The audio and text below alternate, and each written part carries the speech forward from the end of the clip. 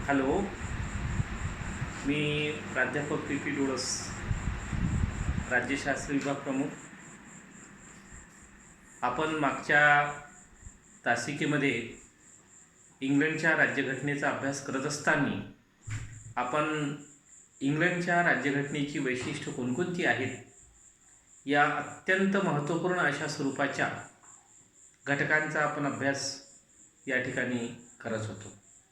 आणि या घटकांचा अभ्यास करत असताना जवळजवळ आपण या इंग्लंडच्या राज्यघटनेची जवळजवळ 5 ते 6 वैशिष्ट्ये या ठिकाणी बघितली होती.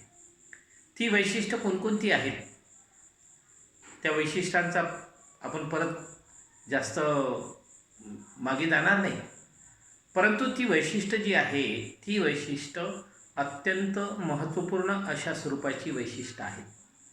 आणि ते वैशिष्ट्य जसं तुम्हाला सांगितलं की आपण ज्या बऱ्याच ठिकाणी आपण तुलना करू, ज्या ज्या भारताच्या राज्यघटनेची वैशिष्ट्य आणि इंग्लंडच्या राज्यघटनेत जिथं जिथं आपल्याला वेगवेगळं दिसते त्या त्या ठिकाणी आपण वेगवेगळ्या दृष्टिकोनातून ते पाहण्याचा आपण प्रयत्न करीत आहोत.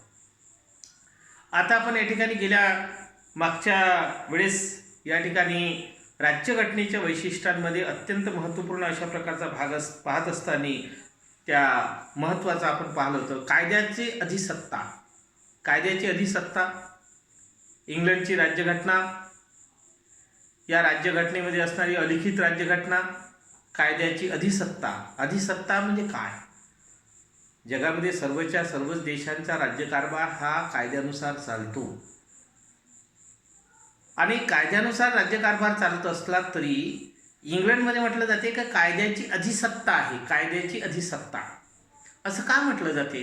याचं काय मूळ कारण काय आहे का इंग्लंडमध्ये कायद्याची अधिसत्ता आहे? याचा अर्थ भारतामध्ये कायद्याची अधिसत्ता नाही असं म्हणता येणार नाही, पण कायद्याची अधिसत्ता यासाठी म्हणतो का आपण त्या ठिकाणी इंग्लंडची राज्यघटना ही अलिखित राज्यघटना आहे. आणि अलिखित राज्यघटना अस्तित्वात असल्यामुळं तिच्या पार्लमेंटनं केलेले कायदे, त्या कायद्याची अंमलबजावणी होत असते. आणि त्याचा आपण डिटेल्समध्ये कायद्याची अधिसत्ता कशी आहे या संदर्भात सुद्धा माहिती आपण या ठिकाणी पाहिली. आपण पाहिलं होतं का तत्व आणि व्यवहार यामध्ये फरक आहे. तत्व आणि व्यवहार यामधील तफावत किंवा फरक. तत्व आणि व्यवहार. तत्व काय सांगते म्हणजेच निरनिराळ्या प्रकारच्या अस्तित्वात असणाऱ्या महत्त्वपूर्ण अशा प्रकारच्या बाबी इंग्लंडमध्ये काय सांगते. तत्व आणि व्यवहार. प्रत्यक्ष व्यवहार करत असताना कशा कशा प्रकारच्या व्यवहार केला जातो. आणि आपण जसं घटनेत म्हणतो तसं तत्वामध्ये काय काय आहे त्याचाही या ठिकाणी विचार केला. आणि या ठिकाणी आपण बघलं की तत्व आणि व्यवहार, प्रत्यक्ष व्यवहार, जसं या ठिकाणी आपण उदाहरणादाखल बघितलं का या इंग्लंडमध्ये इंग्लंडचा राज्यकारभार हा राजाच्या नावाने राजा राज्यकारभार पाहतो. पण हे झालं तत्व. पण प्रत्यक्ष व्यवहारात आपल्याला काय दिसते? इंग्लंडचा राजा हा कुठल्याही प्रकारचा राज्यकारभार प्रत्यक्ष रीतीनं पाहत नाही, तर प्रत्यक्ष रीतीनं राज्यकारभार पाहण्याची महत्त्वपूर्ण जबाबदारी ही कोणाची असते? पंतप्रधान आणि त्याचं मंत्रिमंडळ या ठिकाणी राज्यकारभार पाहत असते. दुसरं काय म्हटलं जाते का प्रशासकीय सर्वच्या सर्व नियुक्त्या, प्रशासनात अस्तित्वात असणाऱ्या सर्वच्या सर्व नियुक्त्या राजाच्या मार्फत केल्या जाते. पण प्रत्यक्ष व्यवहारात आपण पाहतो का या ठिकाणी राजा करत नाही, पंतप्रधान आणि त्याच्या मंत्रिमंडळाने शिफारस केलेल्या व्यक्तींच्या नियुक्त्या त्यावर सही करण्याचं काम राजा करतो. राजाच्या नावानंच होतात त्या. पण व्यवहारात जर पाहिलं तर व्यवहारात खऱ्या अर्थानं कोण करते? पंतप्रधान आणि त्याचं मंत्रिमंडळाच्या माध्यमातून आलेल्या शिफारशी, त्याच्या नियुक्त्या हे करण्याचं काम या ठिकाणी असते. जसं अजून तिसरं जर आपण घटक बघितला का राजा हा लष्कर प्रमुख आहे. लष्कर आणि न्याय विभागाचा तो प्रमुख अधिकारी आहे असं म्हटलं जाते. लष्कर. पण प्रत्यक्ष या ठिकाणी आपण पाहतो का लष्कराच्या सर्व महत्त्वपूर्ण विषयक म्हणजे त्याला अधिकार प्राप्त झाले लष्कर विषयक आणि न्यायविषयक. पण प्रत्यक्ष व्यवहारामध्ये या ठिकाणी राजा हा कोणत्याही प्रकारचा त्याच्यामध्ये सहभागी न होता पंतप्रधान त्याच्या मंत्रिमंडळाच्या माध्यमातून हे सर्व केलं जाते. म्हणजे अशा प्रकारचे आपण म्हणजे इंग्लंडचा राजा हा नाममात्र शासन प्रमुख आहे. इंग्लंडचा राजा हा नाममात्र शासन प्रमुख आहे. प्रत्यक्ष व्यवहारात हा प्रधानमंत्री आणि त्याचं मंत्रिमंडळ सर्व दृष्टिकोनातून कार्य करीत असल्याचं आपल्याला दिसतं. आणि अशा प्रकारचं या ठिकाणी आपण या पॉईंटपर्यंत किंवा या वैशिष्ट्यांपर्यंत गेल्या मागच्या वेळेससुद्धा त्या ठिकाणी आपण पाहिलं होतं. आणि त्यानंतर पुढचे वैशिष्ट्य आहे. या वैशिष्ट्याला मी डबल या ठिकाणी सांगितलं का त्यावेळेस आपण मागच्या वेळेस हे तत्व आणि व्यवहार काय आहे त्याच्यापर्यंत आलो होतो, तोपर्यंत पोचलो होतो आणि त्यानंतर त्याला सुरुवात केली होती. आता परत तुम्हाला 2-3 वैशिष्ट्य मी मुद्दामून मागचे सांगितले का जेणेकरून आपल्याला जुने वैशिष्ट्य काय सांगितले आहे त्याचंही थोडं स्मरण व्हावं.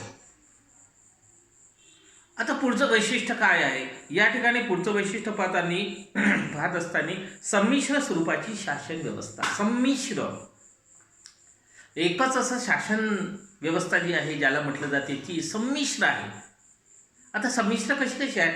आता संमिश्र जर राज्यव्यवस्था आहे असं जर आपण म्हणतो का या ठिकाणी का राजतंत्र पाहतो आपण, राजतंत्र आहे. राजाच्या हातात राज्याचा राज्यकारभार आहे, देशाचा राज्यकारभार राजतंत्र पाहतो आपण. पूर्वीच्या काळामध्ये राज्यतंत्र आपण इंग्लंडमध्येही पाहिलं. इंग्लंडमध्ये या 8व्या 10व्या 11व्या 12व्या आणि त्यापासून या सर्व शतकांचा जर विचार केला तर या ठिकाणी राज्यतंत्र सुरू आहे. आजही पाहतो आपण 21व्या शतकामध्ये आपण पदार्पण केलेलं आहे. त्या 21व्या शताब्दीत सुद्धा राजतंत्र आजही त्या ठिकाणी आहे. हजारो वर्षाचा कालखंडाचा जर विचार केला तर हजार वर्षाच्या कालखंडापासून राजतंत्र त्या ठिकाणी अस्तित्वात असल्याचे दिसते आणि आजही आहे. आज जगातल्या बहुतेक राष्ट्रांमध्ये लोकशाही शासन प्रणाली आहे. राजेशाही जगात आपल्याला दिसत नाही, परंतु इंग्लंडमध्ये राजेशाही राजतंत्र आजही राजतंत्र या ठिकाणी अस्तित्वात असल्याचं दिसतं. दुसरं महत्त्वाचं आहे कुलीनतंत्र. कुलीनतंत्र राजतंत्र, कुलीनतंत्र आणि लोकतंत्र.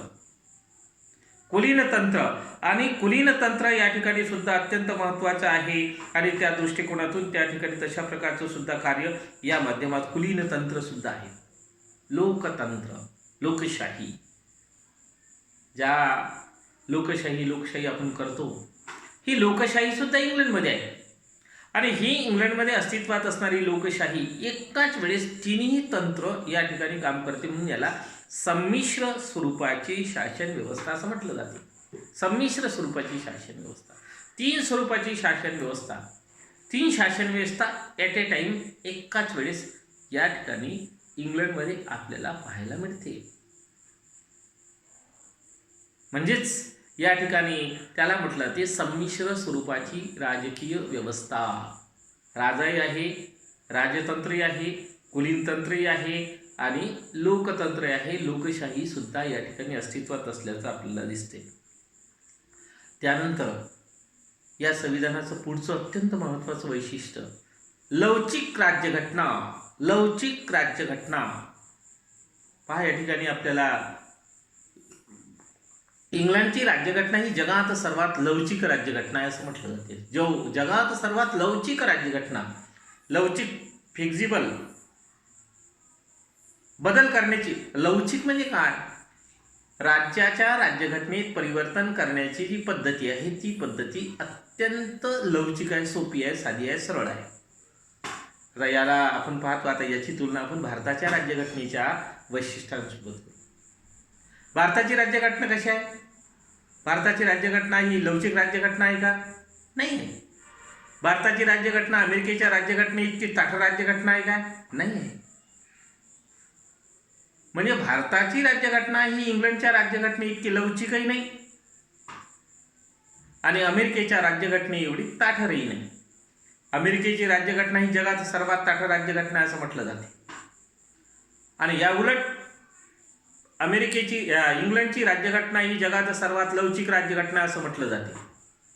आता जगातल्या दोन्ही राज्यघटनांचं एक लवचिकही पाहिली आणि ताठरही पाहिली, पण भारताची राज्यघटना काय? ज्या देशामध्ये आपण राहतो, ज्या भारतामध्ये आपण राहतो त्या भारताच्या राज्यघटनेत काय आहे? भारताच्या राज्यघटनेमध्ये या दोन्ही देशांच्या राज्यघटनेच्या यातलं मिश्रण आहे. काय आहे? आपण काय पाहिलं मागच्या वेळेस?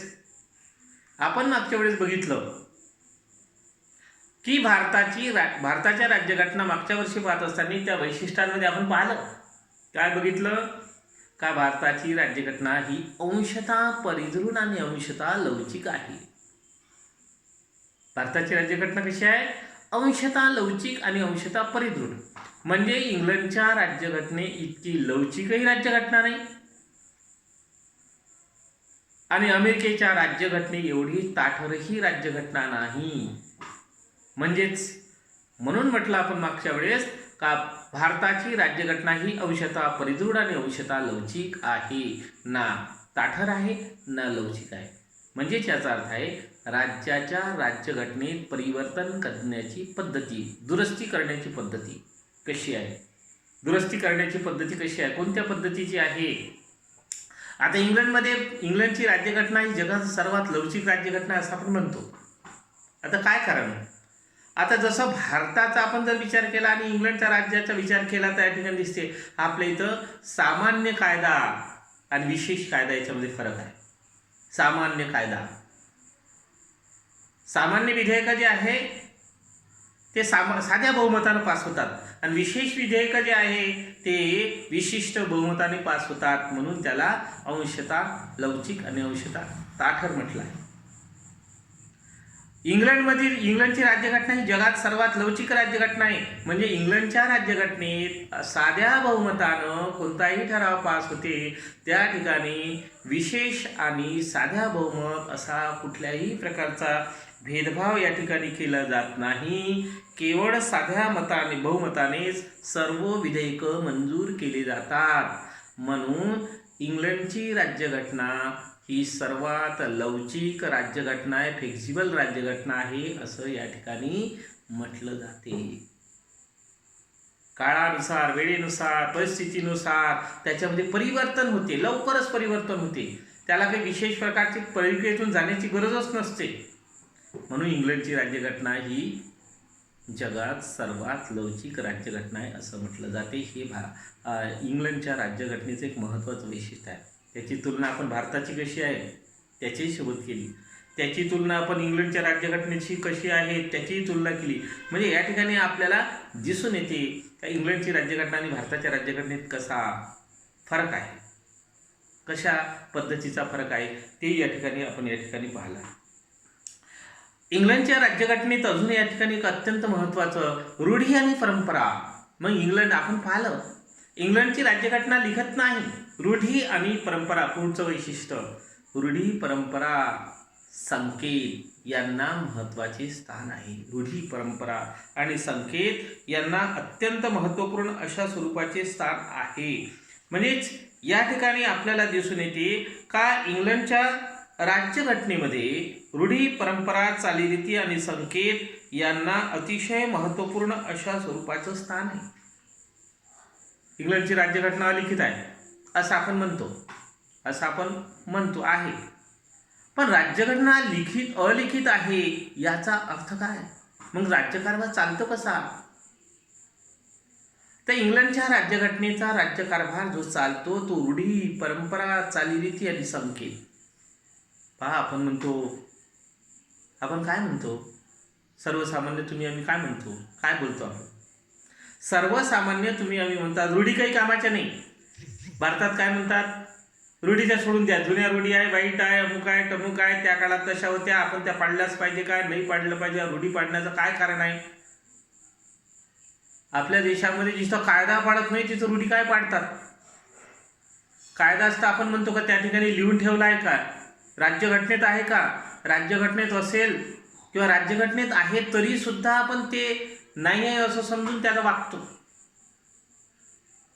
राज्यघटनेत, भारताच्या राज्यघटनेत असूनही तर आपण म्हणतो का आहे का, कुठे दाखव, कलम नंबर सांगा. आपला विश्वास नाही का भारताच्या राज्यघटनेत हे आहे, कारण का भारताच्या लोकांनी राज्यघटनाच वाचली नाही. तर मग भारताच्या राज्यघटनेत आहे काय आपल्याला कळलं कसं? म्हणूनच आपण म्हणतो ना राज्यघटनेत आहे काय, कारण का आहे का हे कोण म्हणते, ज्याला माहीतच नाही त्याच्यामध्ये काय आहे तोच म्हणत ना का राज्यघटनेत आहे काय. म्हणून तो तसा म्हणतो. पण या ठिकाणी इंग्लंडमध्ये रूढी, परंपरा, चालीरीती आणि संकेत या आधारावर इंग्लंडचा राज्यकारभार चालते. इंग्लंडची जनता रूढीप्रिय जनता आहे. रूढीप्रिय, ते जुन्या रूढी आणि परंपरा यांना आजही मोठ्या प्रमाणात जपून वागतात, चालतात, घेतात. त्याला कायद्याप्रमाणे महत्त्व आहे. असं नाही का रूढी आहे म्हणून त्याला सोडून दिलेलं नाही. इंग्लंडमध्ये रूढी, परंपरा, चालीरीती आणि संकेत यांना कायद्याच्या इतकंच महत्त्वाचं स्थान आहे. इंग्लंडची जनता ही रूढीप्रिय आहे असं म्हटलं जाते. आता इंग्लंडची जनता रूढीप्रिय आहे असं आपण म्हणतो म्हणजे ती बहाळ आहे का? मी मागंही म्हटलं तुम्हाला, इंग्लंडची जनता अज्ञानी आहे, अशिक्षित आहे, अडाणी आहे का ती रूढीच मानतात.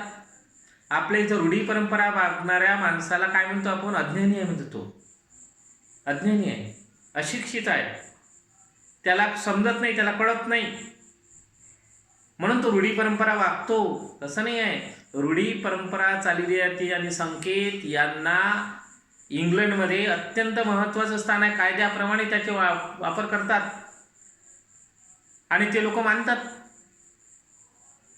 आपण कायद्याला मानत नाही, रूढीला कुठून मानणार? म्हणजेच इंग्लंडचा राज्यकारभार रूढी, परंपरा, चालीरीती, संकेत यांच्या आधारावर चालते. दुसरं, पार्लमेंटनं केलेले कायदे, न्यायालयाने दिलेले निर्णय या आधारावर राज्यकारभार चालतो. न्यायालयानं दिलेला निर्णय असेल, पार्लमेंटनं केलेले कायदे असेल, रूढी असेल, परंपरा असेल, चालीरीती असेल, संकेत असेल, या सर्वांच्या आधारावर इंग्लंडचा राज्यकारभार चालतो. म्हणजे इंग्लंडची राज्यघटना अलिखित आहे असं जरी म्हणतलं असलं तरी प्रत्यक्षात इंग्लंडची राज्यघटना अलिखित स्वरूपाची आहे. पण या सर्व गोष्टी त्याच्यामध्ये आहेत, त्याचा समावेश आहे. त्याला इंग्लंडची जनता अत्यंत महत्त्वपूर्ण आणि जाणीवपूर्वक दृष्टिकोनातून या ठिकाणी पाहत असल्याचं आपल्याला दिसते आणि त्या दृष्टिकोनात अशा प्रकारचं कार्य केलं जातं. म्हणजे जसं आपण म्हणतो, काय म्हणतो, रूढी काय आपल्या इथं कोणती रूढी आहे? आपण काय म्हणतो? जुनं ते सोनं. केव्हा म्हणतो जुनं ते सोनं? जर जुन्या गोष्टी अतिशय चांगल्या असतात आपणही पाळतो. आता रूढी का पाळतो आपण पूर्वी रूढी आहे, कायदा आहे का? आता या कोरोना आला, आपण या ठिकाणी म्हणतो स्वच्छता ठेवा, हात धुवा, पाय धुवा, घर स्वच्छ करा, परिसर स्वच्छ करा. घरात आल्यावर आपण चप्पल बाहेर काढतो, आल्यानंतर हातपाय धुतो. ही काय? आपण याला रूढी म्हणतो. पण ही रूढी आपण का पाळतो? रूढी आपण का पाळतो? हे काही कायदा आहे का? जर समजा एखाद्या व्यक्तीनं न हातपाय धुता, चप्पल न काढता जर गेला बसला जेवाले आणि सुरू केलं जेवण, त्याला काही दंड होणार आहे? त्याला काही शिक्षा होणार आहे? नाही होणार, कारण ती रूढी आहे. ती रूढी आपण का पाळतो? कारण का आपण बाहेरून येतो, आपल्या हातापायावर बाहेरचे जीवाणू जे बसलेले असतात, जे विषारी जीवाणू असतात, ते जर आपण तसे हातपाय न धुता जर आपण जेवण करायला बसलो तर ते आपण आपल्या अन्नासोबत जाईल, पोटात जाईल, पर्यायानं आपल्याला बिमारी होईल, पर्यायानं आपल्याला मृत्यूला सामोरे जावं लागेल. म्हणून ती रूढी आपण पाळतो. अशा कोणत्याही रूढी, अशा अनेक सांगितल्या तर भरपूर आहे, मोठ्या प्रमाणात आहे. पण आपण एक तुम्हाला साधं उदाहरण सांगितलं या कोरोनाच्या माध्यमातून. आपण ती रूढीच आहे. आता जर समजा आपण या ठिकाणी नाही करत नाही म्हटलं तर या ठिकाणी काय होणार आहे? काही कायदा आहे का? तुम्हाला शिक्षा होणार आहे? पोलीस स्टेशनमधून पोलिसले बोलावणार आहे का? यानं हातपाय धुतले नाही आज आणि तसाच जेवला या करायला शिक्षा? न्यायालयात जरी नेलं तरी होणार नाही, त्याला कोणती शिक्षा होणार नाही. म्हणजे ही जी आहे. पण इंग्लंड म्हणजे ह्या रूढी, परंपरा, चालीरीती आणि संकेत यांना कायद्यासारखंच महत्त्वाचं स्थान आहे. कायद्याच आहे, कायद्यापेक्षाही जास्त महत्त्वाचं स्थान. बरेचसे कायदे नाही पण रूढी आहे तरी पाळतो आपण, कारण का त्या मानवी जीवनासाठी अत्यंत उपयुक्त अशा स्वरूपाच्या असतात. म्हणून त्या रूढी, परंपरा, चालीरीती आणि संकेत हे इंग्लंडमध्ये तर पाळल्याच जातात, त्या आधारावर तर राज्यकारभारच असते. पण आपणही त्या दृष्टिकोनातून या ठिकाणी पाळतो आणि तशा प्रकारे. पुढचं वैशिष्ट्य या ठिकाणी आपल्याला 10वं वैशिष्ट्य सांगता येईल का? इंग्लंडची राज्यघटना ही एकात्म आहे. एकात्म अथवा त्याला एककेंद्री शासन व्यवस्था म्हटलं जाते. एकात्म किंवा एककेंद्री शासन व्यवस्था. आता एककेंद्री शासन व्यवस्था म्हणजे काय, कशाला म्हणतात एककेंद्री? भारताचं वैशिष्ट्यवाद असताना पाहिलं का आपण? नाही पाहिलं. भारतामध्ये एककेंद्री शासन व्यवस्था आहे का? नाही आहे. इंग्लंड हे भारत व अमेरिकेसारखे संघ, इंग्लंडमध्ये भारत आणि अमेरिकेसारखं संघराज्य नाही. भारतामध्ये काय आहे? एकात्म शासन पद्धती आहे का? नाही आहे. भारतामध्ये संघराज्य शासन पद्धती. अमेरिकेमध्ये कोणती आहे? अमेरिकेमध्ये संघराज्य शासन पद्धती आहे. संघराज्य म्हणजे काय? आला मग पुढे प्रश्न. त्याच्यावर आपल्याला डिटेल्समध्ये जास्त बोलता येणार नाही. संघराज्य म्हणजे केंद्र सरकार आणि राज्य सरकार अशी दुहेरी शासन व्यवस्था ज्या ठिकाणी निर्माण झालेली असते त्याला संघराज्य शासन व्यवस्था. सेंट्रल गव्हर्नमेंट आणि स्टेट गव्हर्नमेंट, अनेक राज्यांचा संघ एकत्रित येऊन एक केंद्र सरकार बनवलं असतं त्याला संघराज्य म्हटलं जाते. अमेरिकन संघराज्य, भारतीय संघराज्य. पण इंग्लंडमध्ये संघराज्य नाही. इंग्लंडमध्ये केंद्र सरकार आणि राज्य सरकार असे दोन प्रकारचे नाही. एकात्म शासन व्यवस्था. केंद्र सरकारनं घेतलेले निर्णय हे तिथं अस्तित्वात असणाऱ्या स्थानिक स्वराज्य संस्था असेल किंवा अजून छोटे मोठे स्टार्कलँड असेल किंवा हे जी राज्य आहे त्या ठिकाणी त्यांना सर्व केंद्रानं ठरवलेल्या सर्वांचे नियम पाळावे लागतात. म्हणून या ठिकाणी म्हटलं जाते एकात्म शासन व्यवस्था. इंग्लंडची शासन व्यवस्था ही एकात्म का एककेंद्री राज्य आहे असं या ठिकाणी म्हटलं जातं. पुढचं वैशिष्ट्य 11वं वैशिष्ट्य काय सांगितलं आहे? 11वं वैशिष्ट्य सांगत असताना या ठिकाणी म्हटलं जाते का या द्विगृही विधिमंडळ, दोन गृह, विधिमंडळाची दोन गृह आहे. भारतामध्ये आहे विधिमंडळाची दोन सभागृह. विधिमंडळाची दोन सभागृह कोणती? इंग्लंडमध्ये दोन सभागृह आहेत. या इंग्लंडच्या दोन सभागृहाची कोणती नाव आहे? हाऊस ऑफ कॉमन आणि house of Lord. House of common आणि हाऊस ऑफ लॉर्ड हे दोन इंग्लंडच्या पार्लमेंटची दोन सभागृह आहे. विधिमंडळाची दोन सभागृह आहे. त्याचा आपण अभ्यास, त्याची कार्यपद्धती, त्याची संपूर्ण पद्धती जी आहे आपण पुढे डिटेल्समध्ये अभ्यास जेव्हा करू तेव्हा या ठिकाणी आपण ते पाहणार आहोत. आणि फक्त या ठिकाणी आपण आता त्या इंग्लंड द्विगृही विधिमंडळ काय आहे तेवढंच या ठिकाणी माहिती पाहिली. आणि पुढचं जे वैशिष्ट्य आहे का या सार्वमत, पार्लमेंटचे सार्वमत, पुढचं 13वं वैशिष्ट्य या ठिकाणी सांगितलं ते पार्लमेंटचे सार्वभौमत्व. पार्लमेंट, आता पहा, पार्लमेंट ज्याला संसद म्हणते. आता पहा इथे असं एक अत्यंत महत्त्वाचा घटक या ठिकाणी आपल्याला निदर्शनास येईल. कोणता? पार्लमेंटचे सर्वश्रेष्ठ म्हणजे विधिमंडळाचे, संसदेचे सर्वश्रेष्ठत्व. पहा इंग्लंडमध्ये संसदेचे सर्वश्रेष्ठत्व आहे. आणि भारताची राज्यघटना पाहत असताना, भारताच्या राज्यघटनेची वैशिष्ट्य पाहत असताना या वैशिष्ट्यांचा मी उल्लेख केला नाही. भारताची पार्लमेंट आहे का सर्वश्रेष्ठ? सर्वश्रेष्ठ आहे का? आपण भारतात राहतो, भारतामध्ये पार्लमेंट आहे म्हणजे संसद आहे. भारताची संसद ही सर्वश्रेष्ठ आहे का? नाही. का नाही? आणि इंग्लंडची पार्लमेंट ही सर्वश्रेष्ठ आहे, जगात सर्वश्रेष्ठ पार्लमेंट आहे. सांगा आता किती महत्त्वाचा भाग आहे का? जगात सर्वात महत्त्वाचे सर्वश्रेष्ठ पार्लमेंट आहे इंग्लंडची. आपल्याही भारतात पार्लमेंट आहे, आपल्याही भारतात संसद आहे. मग आपल्या भारताची संसद ही सर्वश्रेष्ठ का नाही याची आपल्याला माहिती असली पाहिजे. म्हणून सर तुम्हाला म्हटलं का जे भारतात आहे ते इंग्लंडमध्ये नाही, इंग्लंडमध्ये आहे ते भारतात नाही. भारताची पार्लमेंट सर्वश्रेष्ठ नाही या प्रश्नाचं उत्तर मी सांगतो तुम्हाला आता. कारण का नाही आहे ते भारताची पार्लमेंट सर्वश्रेष्ठ? कारण का भारताच्या पार्लमेंटनं म्हणजे भारताच्या विधिमंडळानं, भारताच्या संसदेनं केलेला कोणताही कायदा रद्द करण्याचा अधिकार भारताच्या सर्वोच्च न्यायालयाला आहे. न्यायालयीन पुनर्विलोकन भारतात आपण त्यावेळेस पाहिलं होतं का भारताचं सर्वोच्च न्यायालय सर्वोच्च का आहे? सर्वोच्च का आहे? भारताच्या न्यायालयाला, सर्वोच्च न्यायालयाला सर्वोच्च का म्हणतात? त्यावेळेस मी सांगितलं होतं तुम्हाला. सर्वोच्च का म्हणतात? सर्वोच्च न्यायालय सर्वोच्च, तुम्ही म्हणा सर्वोच्च न्यायालय सर्वोच्च म्हणतात, बरोबर आहे. सर्वोच्च नाही तर काय म्हणणार? तसं नाही. भारताच्या सर्वोच्च न्यायालयाला सर्वोच्च म्हणण्याचं मुख्य कारण म्हणजे का त्याला न्यायालयीन पुनर्विलोकनाचा अधिकार आहे. न्यायालयीन पुनर्विलोकनाच्या अधिकारामुळंच भारताचं सर्वोच्च न्यायालय सर्वोच्च झालं. तुम्हाला पुनर्विलोकनाचा अधिकार म्हणजे काय? पण तो आता आपण पार्टमध्ये बघितला. इथं आपण इंग्लंडची राज्यघटना पाहत आहोत आणि भारताच्या राज्यघटनेतलं वैशिष्ट्य जर सांगायला लागलो तर मग आपल्याला या इंग्लंडच्या राज्यघटनेची वैशिष्ट्य पाहायची राहील आणि भारताचीच पाहून टाकू.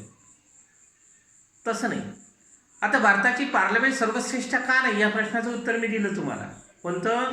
का भारताच्या संसदेनं केलेला कोणताही कायदा, भारताच्या संसदेनं केलेला कोणताही कायदा हा सर्वसाधारणपणे सर्वोच्च न्यायालयाला रद्द करण्याचा अधिकार आहे. न्यायालयीन पुनर्विलोकना म्हणजे भारताच्या राज्यघटनेविरोधी कोणताही कायदा पार्लमेंटनं पास केला, पार्लमेंटमध्ये बहुमत असते.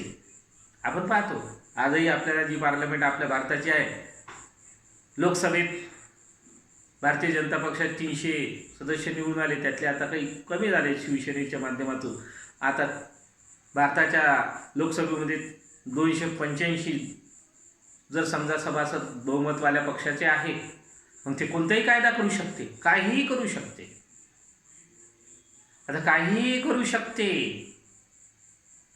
पण करता येत नाही. केलं तर काय होईल? समजा केलं, अस्तित्वात असणाऱ्या आजच्या सरकारनं बहुमताच्या आधारावर एखादा कायदा केला, परंतु असा अस्तित्वात असणारा कायदा जर जनतेच्या विरोधी असेल, समाजाच्या विरोधी असेल आणि घटनेच्या विरोधी असेल तर अशा कायद्यांना रद्द करण्याचा अधिकार भारताच्या सर्वोच्च न्यायालयाला पदार्पण केलेला आहे.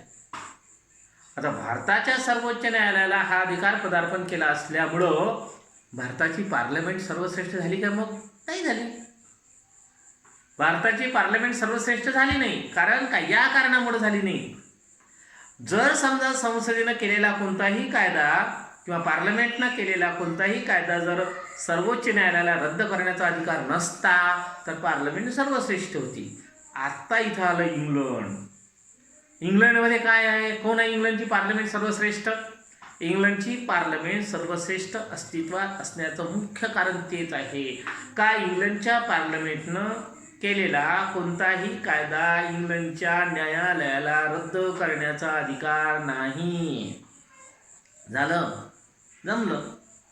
म्हणजे पार्लमेंटनं केलेला कायदा अंतिम कायदा, त्यात कोणत्याही प्रकारचा बदल केला जाऊ शकत नाही. कोणताही कायदा इंग्लंडचं पार्लमेंट सर्वच काही करू शकते असं म्हटलं जातं. सर्वच काही करू शकते, फक्त एक गोष्ट सोडून. कोणती ती एक गोष्ट? एक गोष्ट सोडून इंग्लंडची पार्लमेंट काहीही करू शकते, काहीही करू शकते. कोणती ती गोष्ट? म्हणजे स्त्रीचा पुरुष आणि पुरुषाची स्त्रीच करू शकत नाही. कारण का? ते त्याच्या हातात नाही. ते त्याच्या हातात नाही. इंग्लंडच्या पार्लमेंट स्त्रीचा पुरुष आणि पुरुषाची स्त्री करू शकत नाही. एवढंच इंग्लंडच्या पार्लमेंटच्या हातात नाही, बाकी सर्वच आहे. जर समजा इंग्लंडच्या पार्लमेंटनं कायदा केला, काय इंग्लंडचा राजा मूर्ख आहे, केला कायदा तिकडे गेला, इंग्लंडचा राजा त्याच्यावर सही करते. कारण का? पार्लमेंटने केलेला कायदा आहे. म्हणजे ही जी व्यवस्था आहे, ही जी कार्यपद्धती, इंग्लंडची पार्लमेंट जगात सर्वात शक्तिशाली पार्लमेंट आहे या कारणानं म्हटलं जाते. या कारणानं इंग्लंडची पार्लमेंट जगात सर्वात शक्तिशाली पार्लमेंट आहे असं म्हटलं जाते. आणि त्या दृष्टिकोनातून त्याला कशा प्रकारचे कार्य केले जाते असंही म्हटलं जाते. म्हणून इंग्लंडची पार्लमेंट ही जगात सर्वश्रेष्ठ पार्लमेंट आहे, भारताची पार्लमेंट नाही. त्यानंतर पुढे आपण या ठिकाणी पुढचं वैशिष्ट्य काय आहे? तर पुढचं वैशिष्ट्य इंग्लंडच्या राजकीय व्यवस्थेमधलं बदलत्या राजकीय परिस्थितीशी जुळवून घेणे. बदलत्या राजकीय परिस्थिती जी आहे त्या बदलत्या राजकीय परिस्थितीशी जुळवून घेण्याचं काम इंग्लंडची पार्लमेंट करते. काळ बदलते, वेळ बदलते, परिस्थिती बदलते आणि या बदलत्या काळानुसार, वेळेनुसार आणि परिस्थितीनुसार जुळवून घेण्याची, बदल करून घेण्याची, कार्य करून घेण्याची त्या इंग्लंडच्या राजकीय व्यवस्थेमध्ये ती आहे. अनुकूल परिस्थितीनुसार ती या ठिकाणी कार्य करते असं या ठिकाणी म्हटलं जाते. त्यानंतर इंग्लंडच्या राज्यघटनेचं पुढचं एक वैशिष्ट्य आपल्याला सांगते सहिष्णुता, राजकीय सहिष्णुता.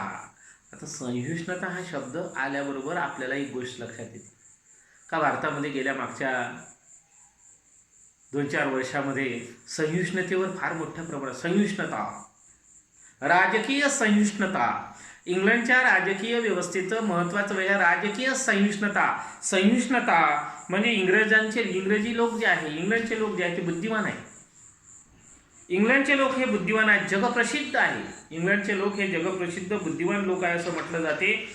आणि विरोधी विचारसरणी किंवा विरोधी विचार मांडण्याची व त्याचा प्रचार आणि प्रसार करण्याची प्रयत्न ज्या ठिकाणी केला जातो आणि त्या दृष्टिकोनातून तशा प्रकारच्या दडपशाही विचारप्रणालीला दडपून टाकू शकत नाही. म्हणजे विरोधी विचारप्रणालीला दडपून टाकण्याची त्या ठिकाणी क्षमता नाही किंवा ती करत नाही. सहिष्णुता आहे. भारतामध्ये सहिष्णुतेच्या बाबतीमध्ये फार मोठ्या प्रमाणात रान पेटलं होतं आणि त्या दृष्टिकोनातून आपण त्याकडे विशेष लक्ष देणार नाही, कारण का त्या भारताच्या सहिष्णुतेमध्ये जास्त खोल जाण्याचा प्रश्न नाही. पण इंग्लंडमध्ये सहिष्णुता आहे, राजकीय सहिष्णुता, राजकीय सहिष्णुता आणि त्या विरोधी पक्षाला सुद्धा अत्यंत महत्त्वपूर्ण स्थान आहे. विरोधी पक्षाच्या प्रत्येक गोष्टीला, प्रत्येक विरोधाला, प्रत्येक कार्यप्रणालीला इंग्लंडच्या राजकीय व्यवस्थेमध्ये अत्यंत महत्त्वपूर्ण आहे. आणि शेवटचं वैशिष्ट्य या ठिकाणी इंग्लंडमध्ये राजकीय पक्षांना महत्त्व. इंग्लंडमध्ये राजकीय पक्षांना महत्त्व आहे. इंग्लंडमध्ये 2च राजकीय पक्ष आहेत. याचा अर्थ इंग्लंडमध्ये नवीन राजकीय पक्ष निर्माण करण्याला बंदी आहे असं नाही आहे. पण इंग्लंडमध्ये राजकीय पक्ष निर्माण झाले नाही. 2च राजकीय पक्ष, हुजूर पक्ष आणि मजूर पक्ष, 2च राजकीय पक्ष इंग्लंडमध्ये अस्तित्वात आहे. पूर्वीपासून चालत आले, आजही आहे. याचा अर्थ तिसरा पक्ष किंवा चौथा पक्ष काढायला तिथं परवानगी नाही असा त्याचा अर्थ नाही. इंग्लंडमध्ये पक्ष काढायला परवानगी आहे, परंतु इंग्रजी जनता जी आहे, याची इंग्लंडची जनता जी आहे ती इंग्लंडची जनता इतर पक्षांना मोठ्या प्रमाणात अपक्ष उमेदवार, अपक्षाला तर कधीच मतदान करत नाही. आपल्याला याच्यावर जास्त बोलता येणार नाही, कारण का भारतामध्ये अपक्ष जास्त चालतात. इंग्लंडमध्ये अपक्ष लोकांना इंग्लंडची जनता मतदानच करत नाही. आणि जर जनताच मतदान करत नाही तर इंग्लंडमध्ये नवीन राजकीय पक्ष किंवा विरोधी अपक्ष उमेदवार उभं राहण्याची हिंमत करेल का? नाही करणार. तर या ठिकाणी अशा प्रकारे आपण इंग्लंडच्या राज्यघटनेची जी वैशिष्ट्य आहे, जवळजवळ 13-14 वैशिष्ट्य, आपण 14-15 वैशिष्ट्य आपण या ठिकाणी बघितली. या सर्व इंग्लंडच्या राज्यघटनेच्या वैशिष्ट्यांचा आपण या ठिकाणी सविस्तरपणे विचार केला, विचार मांडला. आणि यासोबतच आज या ठिकाणी आपण इंग्लंडच्या राज्यघटनेची वैशिष्ट्य हा आपला एक अत्यंत महत्त्वपूर्ण अशा प्रकारचा भाग या ठिकाणी संपलेला आहे. आणि येणाऱ्या पुढच्या तासिकेमध्ये आपण इंग्लंडचा राजा जो आहे, इंग्लंडचा राजा आणि राजपद काय आहेत, या अत्यंत महत्त्वपूर्ण अशा प्रकारच्या दुसऱ्या महत्त्वाच्या घटकांचा अभ्यास या ठिकाणी आपण करणार आहोत. आजच्या दिवसासाठी एवढंच. जय हिंद, जय महाराष्ट्र.